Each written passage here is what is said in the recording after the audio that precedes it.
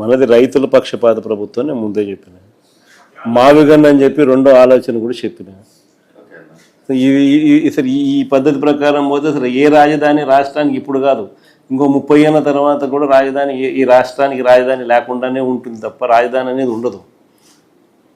మావిగన్ అనేది రాజధానిగా భావించి అక్కడికి మనం యాక్సెప్ట్ చేస్తే తప్ప అప్పుడు ఏమైందంటే ఆ కారిడార్ రాజధాని ఆటోమేటిక్లీ ఈరోజే క్రిస్టియన్ అయిపోతుంది. ఆ పక్క ఈ పక్క నేషనల్ హైవేకి ఈ పక్క ఆ పక్క అదే రాజధాని.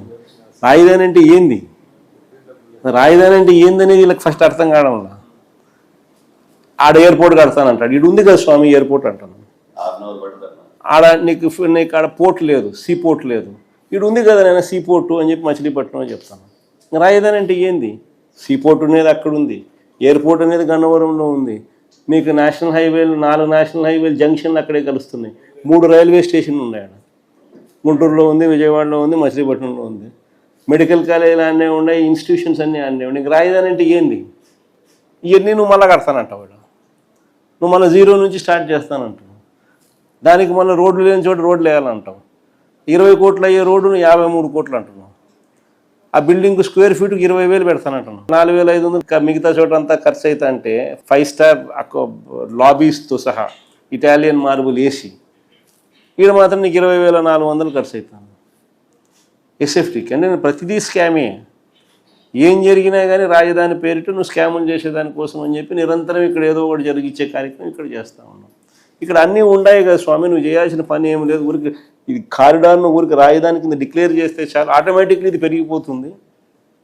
ఆడేదో కట్టే బిల్డింగ్ ఆడ ఆపు స్వామి, ఆడ అదేదో కట్టేది ఏదో పెట్టేది ఏదో ఈడబెట్టు,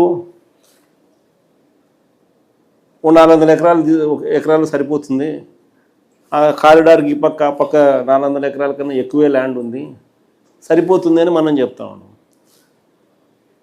మనం చెప్పేది మోస్ట్ ప్రాక్టికల్. పోర్ట్ ఉంది, అది మనమే కట్టాం, మన హయాంలోనే స్టార్ట్ చేసినాం.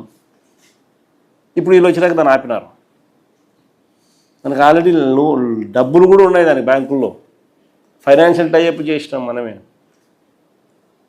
ల్యాండ్ అక్విజిషన్ కంప్లీట్ చేసినాం, అన్ని పర్మిషన్లు తెచ్చినాం. మన హయాంలోనే 35% పని కూడా జరిగింది. వీళ్ళ హయాంలో దాన్ని ముందుకు తీసుకోవాల్సింది పోయి ఆపేసినారు. ఏమంటే వీళ్ళ మనుషులు చుట్టూ ల్యాండ్ కొంటున్నారు. నాని చెప్తున్నాను, అక్కడ పనులు అయిపోయినాయి కదా. సో అట్లుంది పరిస్థితి. ఏమంటే ఆడ స్కాములు కావాలా, మళ్ళీ ఆడ రియల్ ఎస్టేట్ చేయాలా, రియల్ ఎస్టేట్ చేయండి ఆడ పనులు మొదలుపెట్టరు.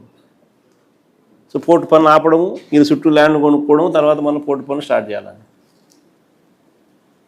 ఇక్కడే పోర్ట్ ఉంది, అక్కడే ఎయిర్పోర్ట్ ఉంది, అన్నీ ఆడనే రైల్వే స్టేషన్ అన్నీ ఉన్నాయి.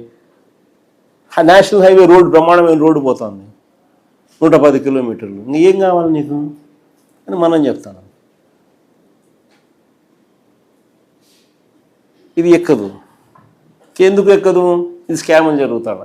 ఈ నుంచి మనం నిరంతరం పనులు జరుగుతుంటే నిరంతరం మనకు వస్తూ ఉంటుంది. దానిల కోసం అని చెప్పి ఇది. కాబట్టి నువ్వు అడిగిన ప్రశ్నకు సమాధానం నేను చెప్తాను కదా. మనం వచ్చిన తర్వాత రైతులకు ఏదైతే కావాలో దాని ప్రకారమే మనం పోతాం తప్ప బలవంతపు భూసేకరణ అనేది చేసే అవకాశమే లేదు.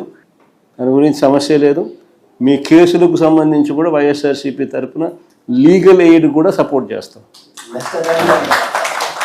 లీగల్ ఎయిడ్ కూడా మన పార్టీ లీగల్ వింగ్ మనోహర్ అన్న వీళ్ళంతా కూడా పూర్తిగా, సుధాకర్ అన్న, మనోహర్ అన్న అందరూ కూడా పూర్తిగా ఇన్వాల్వ్ అయ్యి మీకు అన్ని రకాలుగా మీ తరపున కేసుల్లో కూడా మీ తరపున కూడా వీళ్ళు వకాల్తా పుచ్చుకొని మీకు సపోర్ట్గా కూడా నిలబడతారు. అంత దూరం కూడా పోయి నీకు సపోర్ట్ చేసే కార్యక్రమం కూడా చేస్తాం.